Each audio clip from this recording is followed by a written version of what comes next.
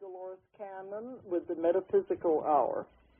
And tonight I'm in a different city in a hotel, and under these hotel phones, you never know if it's going to work all right, so let's hope we don't have any problems. And we're not going to have any fading in and out. Okay, before we start, I want to give out our number that anyone who wants to call in can call in. This is a number that is good all over the world. The number is 877-876-5227. 877-876-5227. Anybody that wants to call in from anywhere. But I found on this show very few people call in. And they tell me it's because they like to listen and they just don't want to call in and interrupt us. All right. Tonight I have a special guest. Her name is Karen Kraft. And I found out about her, it's been several months ago, but she has a very unusual occupation, if you want to call it that, or an unusual specialty that I think you're going to be very interested in. Karen is an animal communicator. And I'm going to let her explain all of this, and I want Karen to talk about her background and everything. All right, Karen, you're there, aren't you? I'm here, Dolores. Okay. Tell people what an animal communicator is. I'll do that. First of all, I just wanted to thank you for inviting me this evening and let you know that all the animals thank you for inviting me because... Okay, that's good. That's good. You have a huge animal audience right now. All right. It's because the animals are always pleased when a communicator is given a chance to reach other people and get the message of the animals across. Because they can't really talk to people themselves that they can understand. But there's a telepathic understanding there, I believe. So they know when someone has a chance to speak for them. All right. Let's tell people what an animal communicator is. An animal communicator is someone who is doing professionally what everyone has the innate ability to do, which is communicate by telepathy. The animals naturally communicate with one another by telepathic means, and humans can learn to do this. It's something that we're born knowing how to do, but my personal feeling is that when we learn how to speak, we give up the telepathic connection because for humans it's much easier to speak through written or spoken language because then we don't have to feel each other's feelings. That's true, but back in the very primitive days, before speech was invented and it was just mostly grunting, humans had to use the telepathic abilities more. Yeah. So we do have it. We have it just like animals do. Yes, and I'm the proof that you can learn how to do it. I know a lot of people feel that they were born knowing how to do it and have always kept the ability, but if you're interested in applying yourself, it's something that you can work to develop. It's just like any psychic abilities. People say they're not psychic, but everybody has these abilities. They just lie hidden, I guess you would say. Yeah, that's very true. And it's like a muscle. The more you use it, the more developed it becomes. And I have a wonderful definition of how animal communication works. This was given to a friend of mine by a donkey. And my friend was asking the donkey, well, do you speak English? He was trying to understand how an animal could understand what he was saying in English. And the animal could understand it? Yeah, because he had a telepathic link going with her. Oh, okay. And her reply to him is the best definition that I've heard of how animal communication works, how telepathy works. And what she said is, I don't speak English exactly, or Dutch, or Chinese, or Swahili. I speak what you're speaking right now, the universal language of telepathy. Telepathy. And this is the important part. She said it's like vibrations or impulses that people and animals then translate into their own languages. And So that just makes I so can much sense. understand that because, well, my work with ETs and all of that, it Sure. has to do with mind-to-mind communication. It's nothing to do with language. That's right.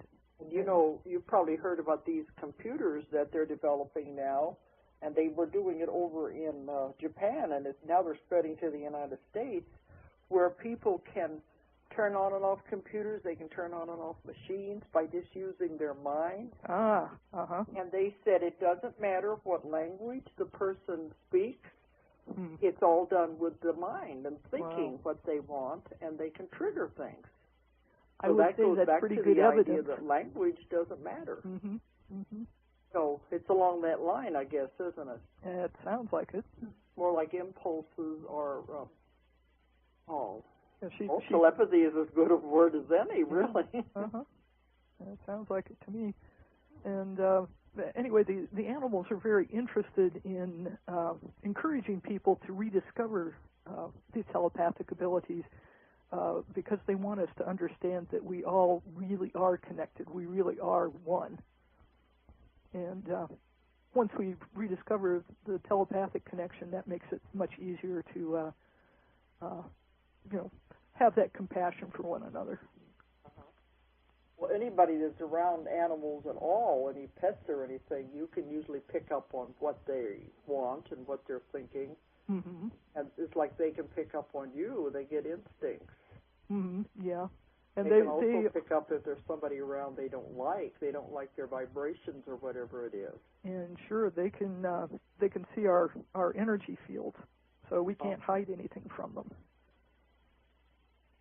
And, tell everybody about your background. How did you get into this? Well, the mundane answer to that is my older sister kept telling me that I could be an animal communicator, and I was telling her, oh, yeah, right. And she found a class for me to attend, and that's how I got started. But about the third class I took, I got recruited by an orange cat. And this is where I've gone for most of my training is a wonderful place in upstate New York called Spring Farm Cares. And the animals there, it's a no-kill shelter and animal sanctuary. And the animals are the master teachers. There's a human teacher there, too, but the animals work with the students. And why did your sister think you would be good at an animal communicator? Were you doing something at a young age, or what? When I was a teenager, I don't remember talking with animals as a child, but as a teenager, I inherited a cat from the sister. She had to go overseas and couldn't keep her cat. And so we shared a cat over the cat's lifetime. And I would occasionally pick up things from this particular cat. And that was what Mary said, oh, you should be doing this. His feelings off the cat or what? The first time it happened, I was standing in the front yard, and I could have sworn that I heard someone behind me call my name. And I turned around to look if there was someone in the kitchen window, and there was no one there. And I looked down, and the cat was standing right behind me. So my sister kind of went, But then when I was thoroughly recruited, when I was told that I was to be a professional communicator, I was taking a class in Missouri with Dawn Heyman, and Dawn is the woman who teaches at Spring Farm, and she rarely comes to the Midwest to teach, but she did do a class in Missouri, and I found out about that and rushed down there to take a class because I'd heard about what a wonderful teacher she is. And while I was there, she brought out some photographs of the animals that live at Spring Farm, and llamas and various dogs and horses and cats. All kinds. Yes, and I thought, oh, this cat looks safe. It was a beautiful orange cat, and if you watch cats, that moment when they're falling asleep just before their chin drops down, and that's what she looked like, just this peaceful moment with her eyes closed, basking in the sun. I thought, oh, that's a safe one. So I picked her picture, and her name was Sonia Pia, And I sat there trying to listen to what Dawn was telling us, and I was having trouble hearing Dawn because it felt as if I had a cat walking back and forth in front of me. It was like Sonia Pia was there with me. I just had her photograph, but she was there. And she was just pestering me. She was saying, you have to talk to me. I need to talk to you. Bring your notebook. And so I finally promised her that I would talk to her over the lunch break. So I went outside, and she gave me my marching orders. And she told me that I had to go to New York to work with Dawn. She said I had to work with Penelope Smith, who is another extremely well-known communicator. I was sitting there going, oh, but Sonia Pia, I don't have any money. I can't do that. And she said, trust, it will work out. That sounds like what we get from our guides all the time. That's exactly right. Down, they say. Yeah, you just, well, every time I get hit with the cosmic 2x4, it says trust on it. That's what I tell people. Don't wait till you get hit up the side of the head. Yeah, that's right. And the cats really love to swing that 2x4 at you if you're not paying attention. And my mind started to wander, and she said, shh, focus. And anyway, she recruited me. She told me that I was to go out to New York and do my studying there, and then bring the work back to the Midwest, being a very agricultural area. People around here are pretty darn practical. I live in... you live in Iowa, don't you? I live in Ames, Iowa, which is the home of Iowa State University, and so with the university setting, some of this stuff sounds pretty far-fetched to people. Yeah, I think it would. But did you get the money that you had to have to go up to New York? She was entirely right. 6 months later, I was sitting in a class in New York, and I got to meet her in the flesh. That's what they keep saying during my clients. They always say trust and believe. That's all you have to do is trust and believe, and we'll take care of the rest. Yeah. And the hardest things for humans to do. No kidding. And the cats get really frustrated with us, just like our guides. Now, we come down to the last minute, but I don't have the money yet. You know, they said, well, you just have to know it's coming. Yeah. Sometimes it's at the last minute. Yeah, everything fell into place, so I was able to be there, and I thought I was going to get incredible communication with her when I was with her personally. I heard not a single word from her, but every time I sat down, she was in my lap, she was in my arms, and she was just purring her heart out. So almost like they're able to bilocate then, isn't it? Oh, almost. I mean, that was when that's how it felt. It felt as if she were truly physically with me. Okay. The connection was just that strong. So. But anyway, you took the classes and then you came back to Iowa? Yeah, I've taken classes in New York and California. Traveled around to work with different people. Each communicator has her own methods, and so it's always helpful to work with different teachers. I do a little bit of teaching myself now, just because there are so many people who are interested in trying it out for themselves. So people we do in your area, or from coming from somewhere else? I have done those in local area, Des Moines, and here in town. Yeah. So there are people wanting to learn to do what you do. There are so many people who love animals and have such a deep connection with them, and they want to make it more conscious. But I was thinking it's the same, I think, with any kind of a modality. If everyone teaches it a little bit different, like you said, if you took different classes, they would all come at it from a different direction.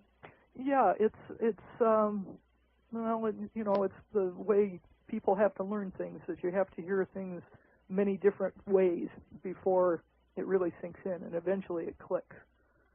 So it helps to work with different teachers. But I always think it's good, too, to take many different classes, and then you put it all together and you come up with your own method. Yeah, it kind of works out that way. So then eventually, you know, there's nothing wrong with that as long as it works. Yeah. You can change the rules if you want to. Yeah, well, you know, as long as I don't offend the cats, they're always So when keeping a you pretty do close your eye on me. classes now, how long is the class? We're just doing little introductory classes that last about 6 hours. Okay. So we just do some guided meditation and some very basic energy work, since the telepathic communication is based on energy. So I'd like to demonstrate to people that they can feel energy. Uh-huh.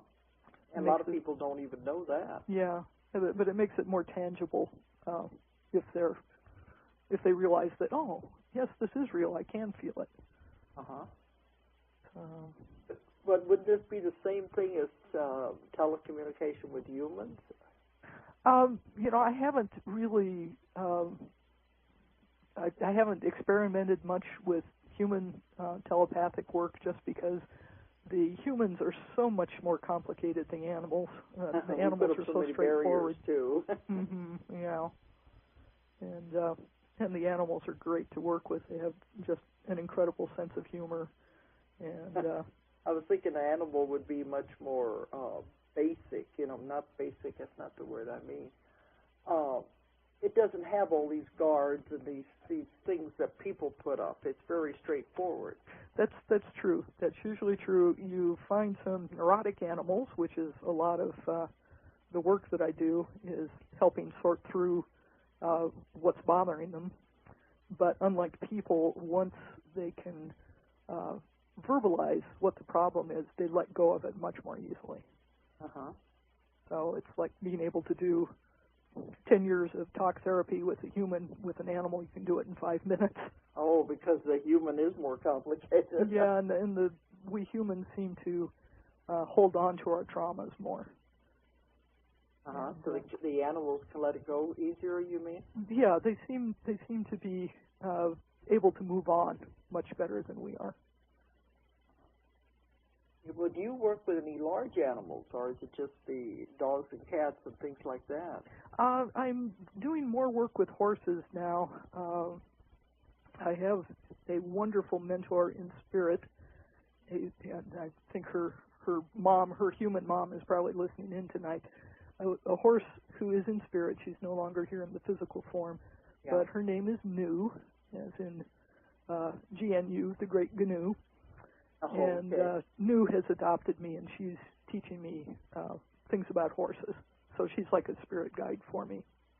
Well, do you think the larger animals are more complex than the smaller ones? You know, I don't really feel that there's that much difference from species to species. Oh, okay. It's more from individual to individual. And I have found profound cats and very profound dogs, too.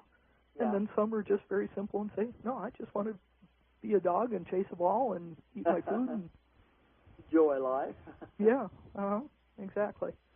And it tends to be that the people who are more spiritually aware and people who are consciously working their spiritual paths tend to attract more spiritually aware animals. So you learn together. You have more of a personality? Yeah, if you want to say a higher consciousness. Okay, because, you know, I've been around a lot of cats. Some of them just sit there and they be a cat, you know. Mm-hmm, sure. And other ones are very vivacious and they're all over the place. They got a lot more personality. Mm-hmm, yeah. So they're all individuals, too. Yeah, very, very definitely.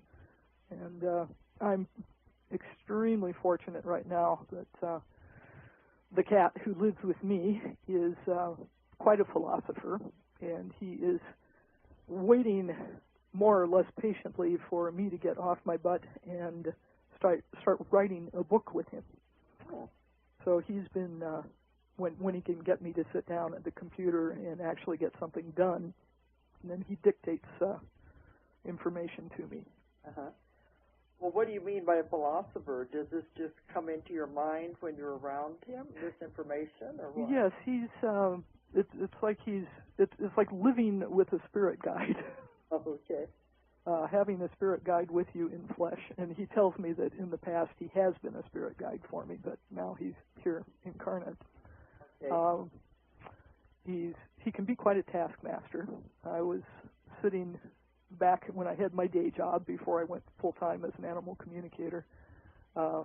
Someone had brought a bunch of chocolate candy into work, and I was sitting back at my desk just stuffing chocolate into my mouth, and my cat popped into my mind, and I heard him say, "You eat chocolate to resist your higher vibration."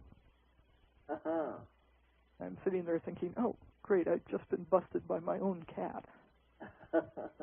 So he keeps me in line.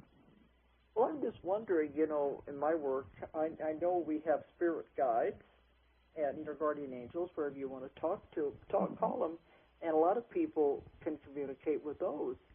How can you tell it's the animal, the cat, rather than your own spirit guide? Or is there a difference? Yeah, that's a good question, Dolores. The way it feels to me, the only way I can describe it to people, you know how it is when you have a dream and you meet someone in the dream, and this person doesn't look anything like anyone you know, but you know who it is. It's just the knowing of who is talking to you, and that's about the only way I can describe it. That you know it's not your spirit guide? Yeah, I feel his personality come through when he communicates to me. Have you communicated with your spirit guide? Yes, I do get communication from my guides. So you can tell the difference then? Yeah, they tell me I don't listen nearly enough, but I'm working on that. Uh-huh. That's what I was wondering about, because most people would say, well, you're not communicating with the cat at all. It's just this spirit guide. Mm-hmm. It's interesting, though, because you sometimes get things from a very feline perspective. Oh, a little different than the other one would be. Yeah. Uh-huh. I think it's interesting. Yeah, since he is incarnate, he has a There's another woman that I know, who I've met through my work, who does communicate with horses, and she has a ranch in Texas, and this is almost her full-time job, I guess you would say now, because she gets as many as I don't know how many calls during the day. It's usually from the ranchers. Sure. And they want to know about their horses, and they want, something's wrong with their horses, and she can communicate. She does a lot on the phone too. Mm-hmm. But she communicates with the horse, and the horse tells her what's the matter with it, so the owner can take it to the vet and tell it what's wrong. That's right. And like she said, sometimes one rancher will get on the phone. He wants her to do as many as 25 horses, one after the other. Yeah.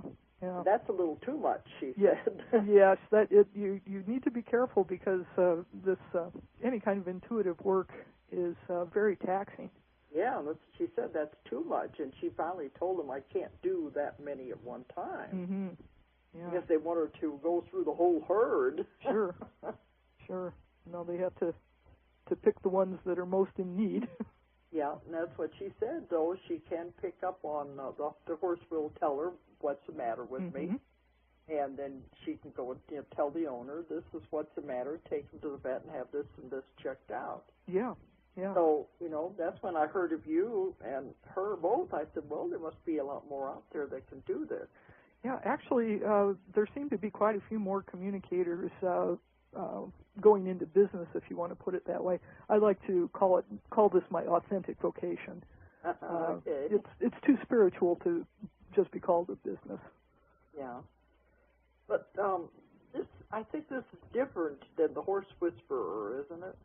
As far as I understand, the horse whisperer, he is working, Monty Roberts is working from the instinctive perspective and behavioral aspects of horses instead of telepathic.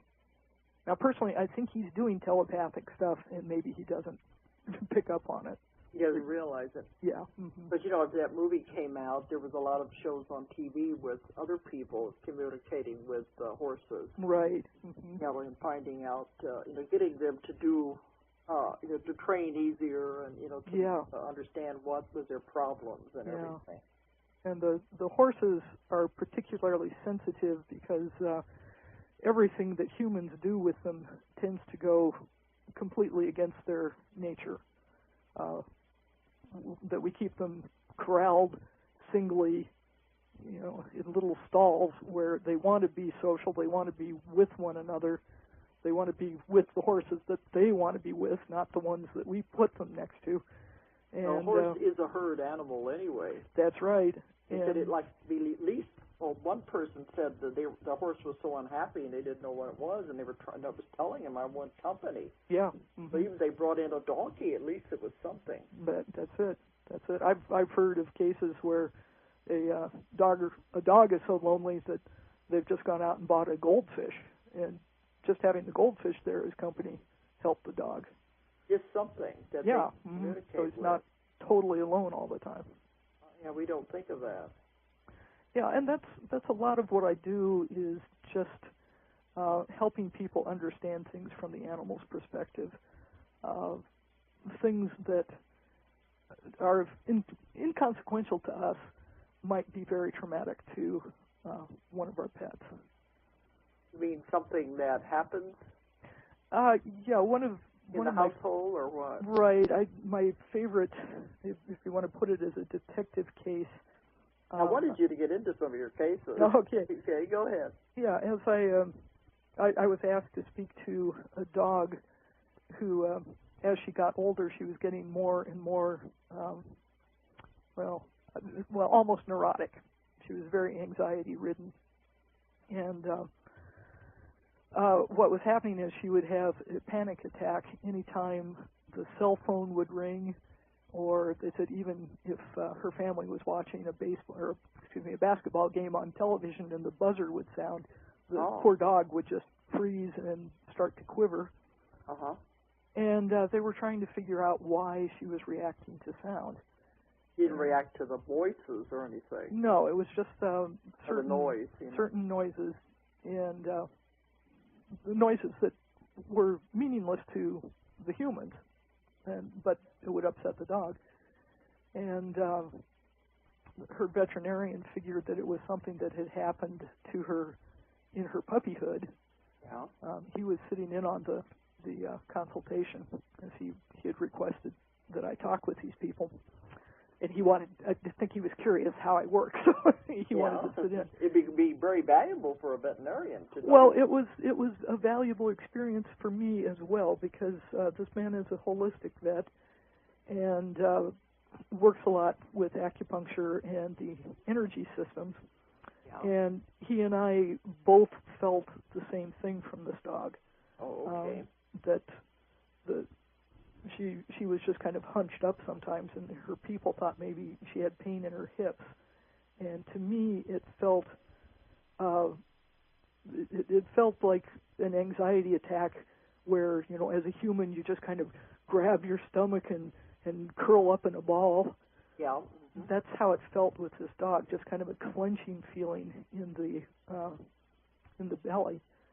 And the veterinarian, when I said that, he confirmed that she had blockages in, I'm not sure now, I think he said it was the kidney meridian, which would feel like a clenching in the gut. So we corroborated what each other had gotten, so that felt good.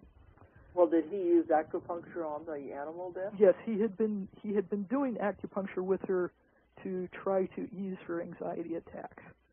And then I think he was just kind of curious to see if I could come up with the reason that these attacks were happening, just because he felt that it was something that had happened when the dog was a puppy. Yeah. And the humans couldn't figure anything out. So I was sitting there with him, and I just tried to get very calm and centered and quiet. And I started hearing, it was as if I were listening to the soundtrack of a movie. I didn't see any pictures, but I was hearing sounds. And what I heard was people running and dogs barking and just this constant alarm going off.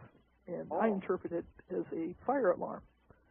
And but it sounded to me like it was an emergency in a dog shelter or something. So I asked them if she'd come from the pound, and they said, "Oh, no, she came to us from a breeder as a puppy." Yeah. I finally just said, "Okay, what I'm hearing is something that sounds like a fire alarm, and all sorts of panic and just noise going on." And the couple looked at each other, and then the woman said, "Oh, well, could it be a security alarm?" And I said, "Well, I don't know. It sounds like some sort of alarm, fire alarm, something." And then she said, "Well, there was a time that we were out to dinner, and our security alarm went off.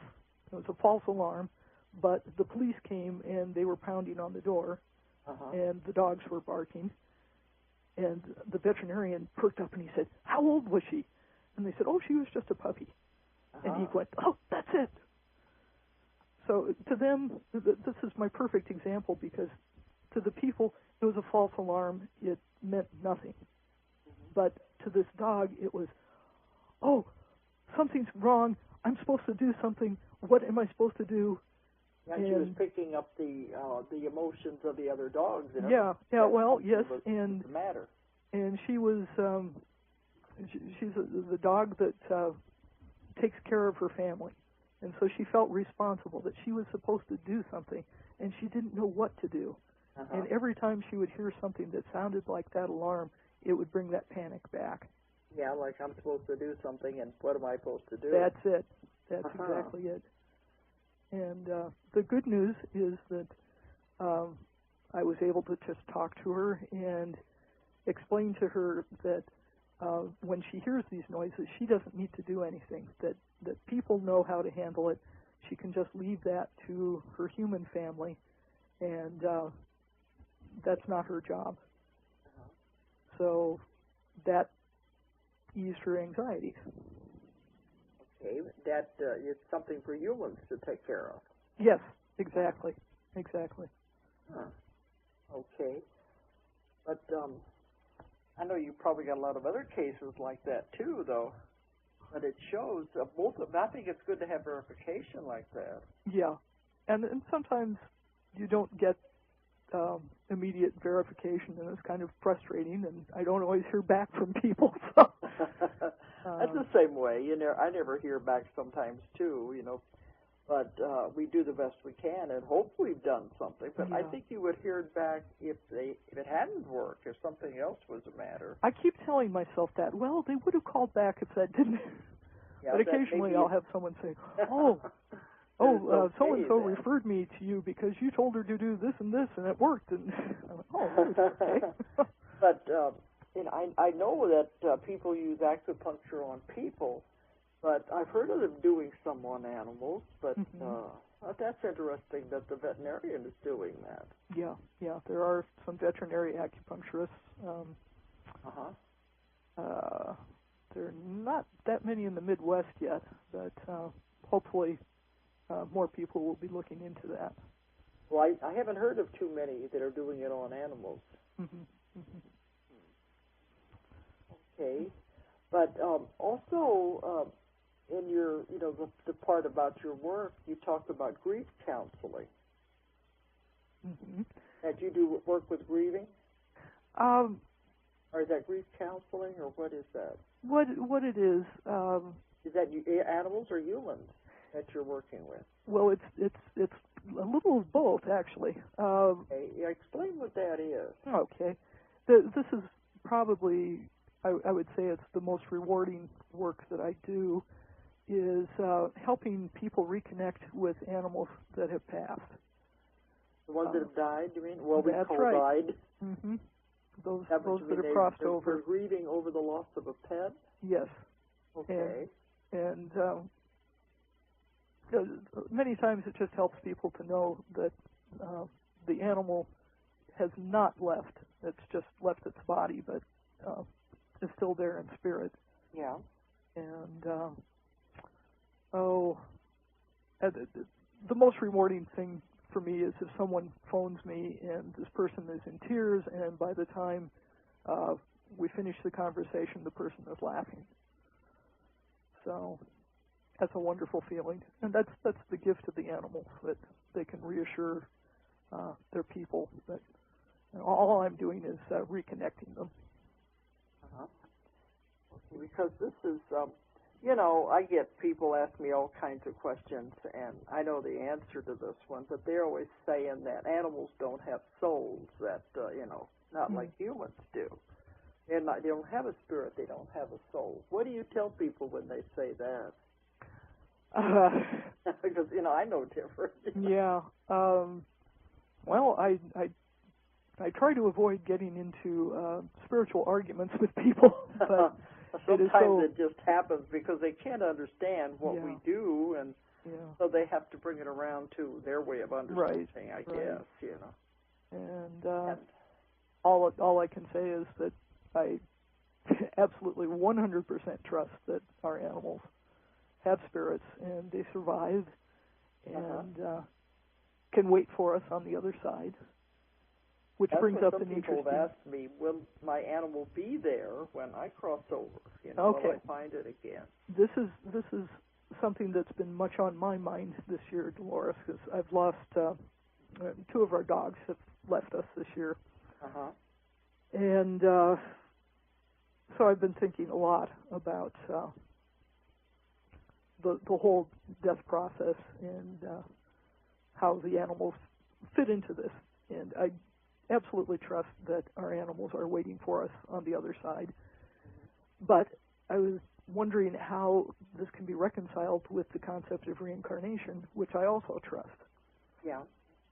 And I asked my cat, and I should tell The you philosopher. What did the philosopher say? Yes, the philosopher. The philosopher's name is Connery, and yes, he is named after Sean. He's a very handsome cat. So, Mr. Connery, I asked Connery to explain how do you reconcile the concept of the rainbow bridge, where our animals wait for us, with the animals reincarnating. And he said, what waits for you on the other side is an energetic imprint of the animal in that lifetime. As you knew it. Yes, as you knew him. And it's like all the love that you shared with that animal is imprinted. And he described it as being like a hologram, but he said hologram is not the right word. He said you humans don't have a word for it. Because it's not like something, it's static. It's something you can interact with. Yeah, he says hologram implies that it's not real. Yeah. And he said it absolutely is real. So it's just you something. You can't interact with the real hologram. Yeah, yeah, and it's an energetic imprint, and we humans don't have any comprehension of that when we're here in physical form. Our little 3D selves don't comprehend this. A lot we don't comprehend. Oh, indeed. Well, then, how did he explain, if that's the imprint, how did he explain the reincarnation part? Then he says that the imprint is always there waiting for us to greet us when we pass, but the animal's soul is then free to reincarnate. That's and what I found, is that they do reincarnate, and that we have all been animals also. Yeah, I have gotten into some interesting discussions with people about this. They say, oh, well, animals don't become people and vice versa. And occasionally... What's that? Hello? You there? Hello? Hello?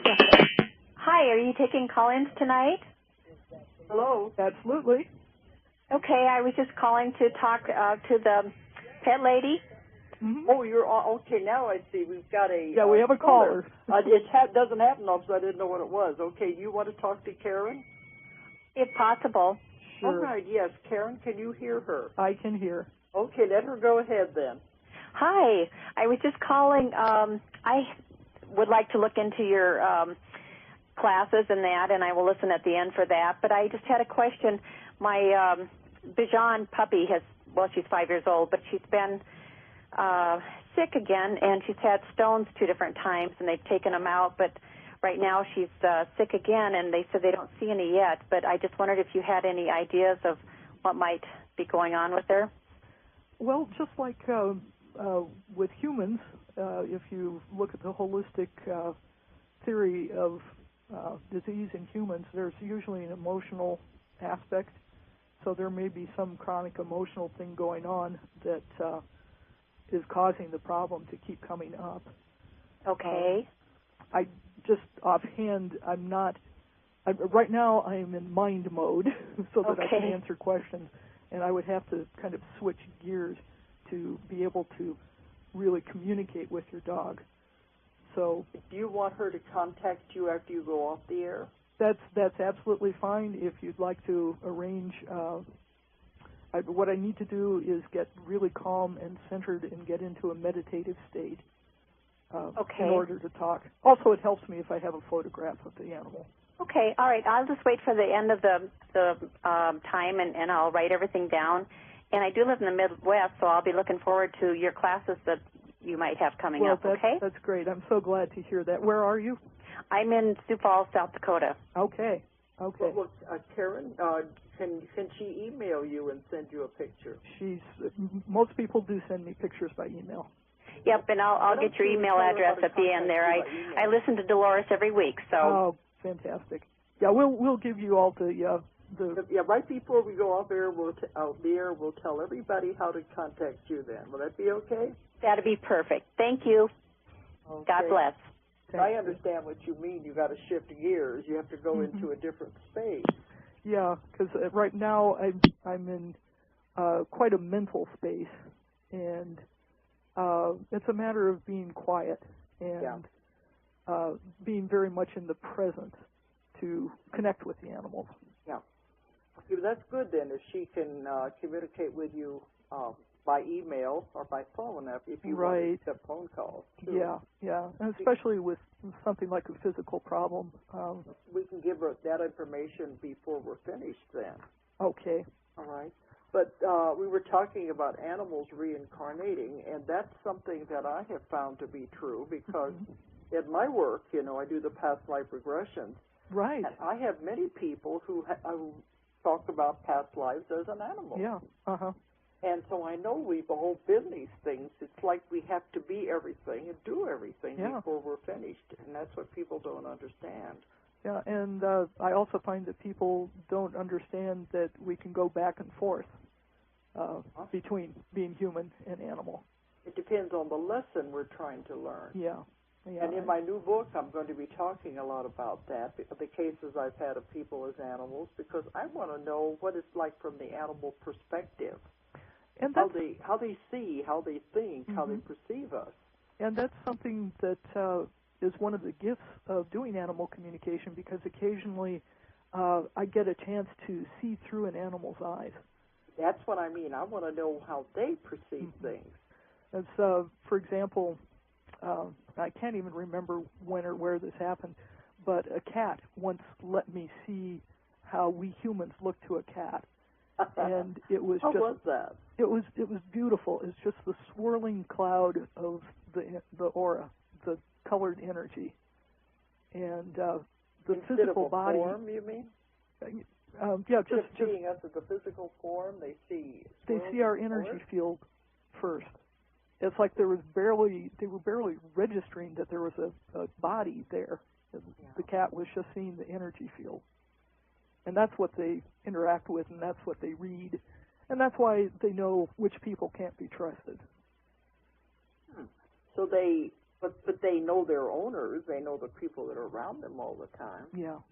And you don't think they perceive them as a solid physical? I'd say it's secondary. They do perceive our physical bodies as well, but the first thing they, the first thing they look at, the first thing they perceive is the energy.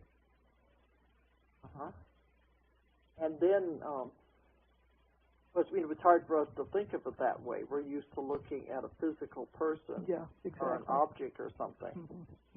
They're seeing it differently. Yeah, and just as their senses are so different from ours.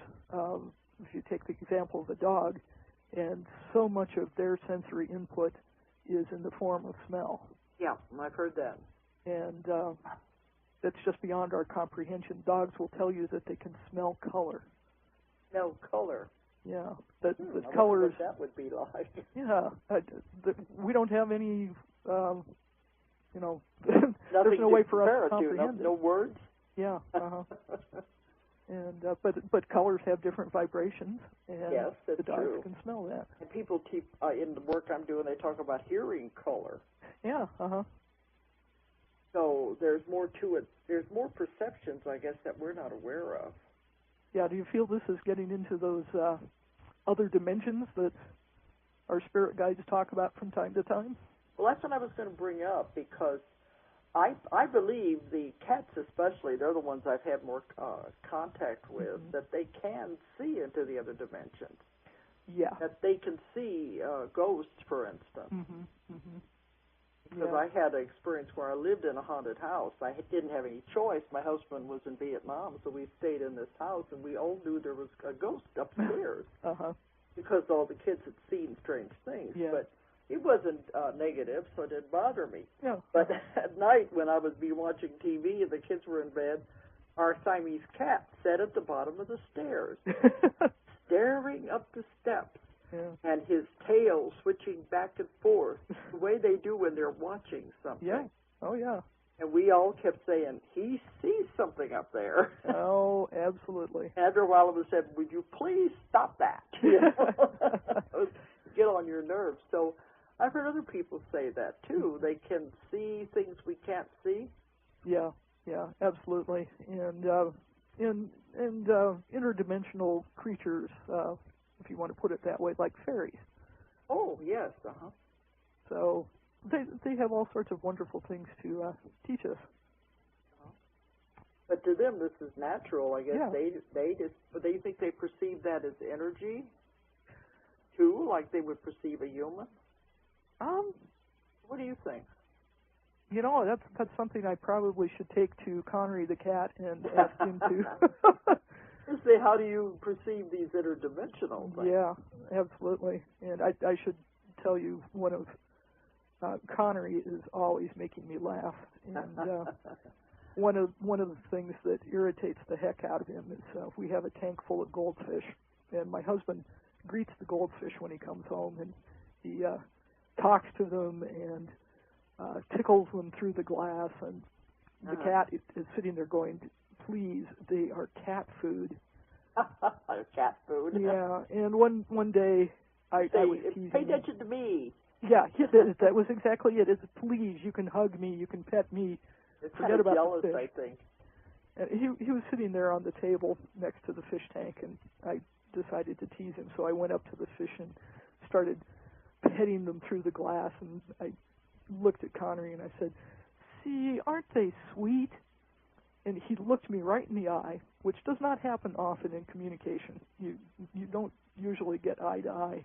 Yeah. But this time he looked me right in the eye, and I heard him say, I should think they'd be more salty than sweet. A very subtle sense of humor. Yes, he has a very dry. Yes, and very literal. Yeah.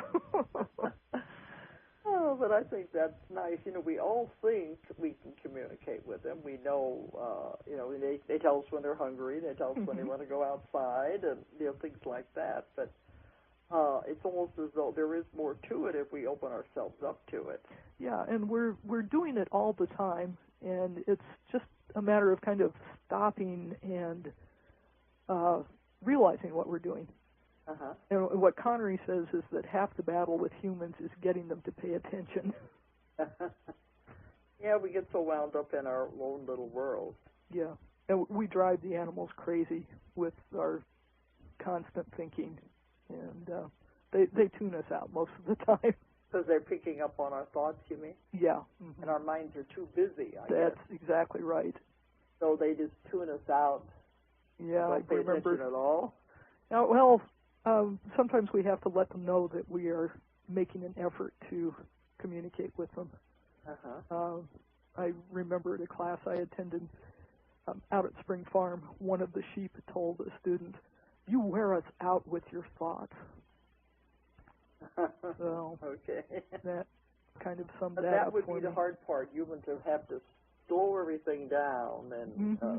get into a different space altogether, and that's hard for humans to do. Right. What we need to do is meet the animals where they live, which is the present moment. I'm sure you're familiar with the Power of Now book. Oh, yeah. Mm-hmm. That's what it's coming through mine, too, is don't worry about the past lives and things like that. They're not important anymore. It's now and where we're going into the future. Yeah, this absolutely. is what we got to focus on now, is yeah, what I'm getting. Yeah, well, we miss living in the present moment because we're so worried about what's going to happen tomorrow, and we're fretting about what we did or didn't do yesterday. Yeah. And to meet the animals, we have to be right here in the moment with them. There's something I thought about. You were talking about the grieving, from the human point of view. But what about do you counsel with animals who are grieving? Or does that happen to an animal? Yes, it does happen to them. I feel that they have a greater understanding that their companions are still with them in spirit, but they grieve the physical form just the way we humans do. There's a change, and they feel it just as much as we do. Yeah. But do you have to work with any animals through that, or is it mostly the owners? Usually working with the owner, a lot of times the grief is what the animal is reflecting back. It's the owner's grief, and that keeps the animal stuck in grief too. If one of the companions has passed. I also do some work with wonderful flower essences that are made by Sharon Callahan, an incredible, beautiful woman who lives at the foot of Mount Shasta. Oh. You would love her house, Dolores. You step out her back porch, and Mount Shasta is filling the sky. Oh. It's incredible. Are these like the Bach flower remedies? Yes, but they are made specifically for animals. Oh, okay. And her line of flower essences is called Anna Flora. And what do you do with the essences? Which, in this case that you were talking about, there is a bereavement essence, and she calls it bereavement formula, and you put a few drops in the animal's water every time you change the water. Yeah. And you can also take it yourself, since obviously you're grieving as well. Yeah. What else can the essences be used for? Just about any emotional problem or physical problems that stem from emotional. What about behavior problems with animals? Yeah, the flower essences can be a tool to help animals through crises. Because, some animals, they take them to the obedience schools and everything, and it doesn't do any good. Yeah, Yeah. Have behavior problems. Yeah, and sometimes if they can have their say through a communicator, that helps clear up the problems. It's why they act up the way they do? Yeah. And I have to come back to your example of animals grieving, because there is a wonderful story that somebody somewhere is going to write this for a book. Don't know if it'll be me or we'll get it in there somewhere, but I have clients in Omaha who have become dear friends of mine, and they had an incredible bulldog. He is no longer in the physical, but his name was Caesar. And the first time they called me, they were so worried about Caesar because he was having all sorts of anxiety, and he was cranky and totally unlike his usual lovable self. Yeah. And when it came out, he was grieving because his human grandfather had died. And he felt very frustrated because the humans got to go to the funeral, and the humans all had closure, and he didn't. Oh. But you don't think about an animal needing closure. Yeah. You wouldn't, a lot of people wouldn't think of this. This is why it's such a wonderful example, and I'm glad you prompted me to remember this. I suggested to his people, and I was very proud of them because I don't know how many of my clients actually would have done this. I said, if you could hold a little funeral, a little ceremony for your father in the home so that Caesar can be there, so that Caesar can have his own little way of saying goodbye to his grandpa.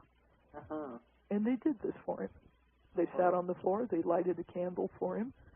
They had Grandpa's stuff on the floor, his clothing, his hats, and read poetry and talked about him with the dogs present. You think the dog understood? He understood at some level because what they told me is his behavior was very unusual because he grabbed one of the hats and shredded it.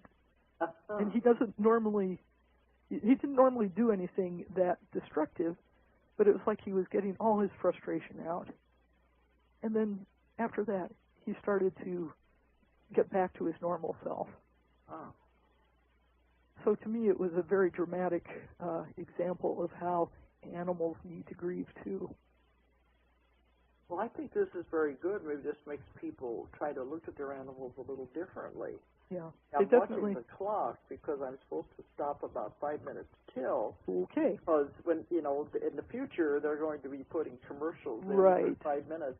But just tell people how they can reach you. They can find me through my website, which is www.animalshaman.com. That's animal, SHAMAN.com. And, Animal Shaman, SCHAMAN. No, it's just SHAMAN. That's all in one word. Yes, Animal Shaman. And my email is Karen@animalshaman.com. Okay. And they can reach you with that if they have any questions about Absolutely. animals or about the classes. I'd be happy to, if there's anything that I can try to explain or refer you to someone who can. Okay, and like you said, if somebody wants to send you a photograph over the email, maybe you'll help you to concentrate and find the answers. That helps a lot. Would you rather them do this rather than call you? Either way, they can phone me. Let's see, I guess you need my phone number too. Okay, but just, listen only if you want people to call you. Well, it's on my website. And okay. So I guess everyone listening has web access, so you can find that on my website. Most people do. They'd have to get the program. That's right. Okay, so anyway, they check on your website, animalshaman.com, and they can get your phone number. That's right. And you're willing to help anybody that's having any questions about animals or any problems. Yeah, one problem that I don't specialize in is lost animals. I do refer them. Animals? I'm not very good with lost animals. I get so emotionally involved that I am useless. I pick up their frustrations or something. Yeah, just there's so much fear and emotion involved that yeah. I hope to work on that some in the future, but at this time I would refer people on. Okay, so that's one thing you don't work on. Not but at this if anybody time. else has any problems or anything they want to discuss with you, you'd be willing to have them contact you. Absolutely. Let's hope they do. Okay, thank you so much, Dolores. Okay, because we've come to the end of time now. Thanks for being my guest tonight. Thank you. All right. Good night. Good night. If you enjoyed the show, check out more of our other videos and be sure to subscribe and click the like button. Thank you for listening to the Metaphysical Hour with Dolores Cannon.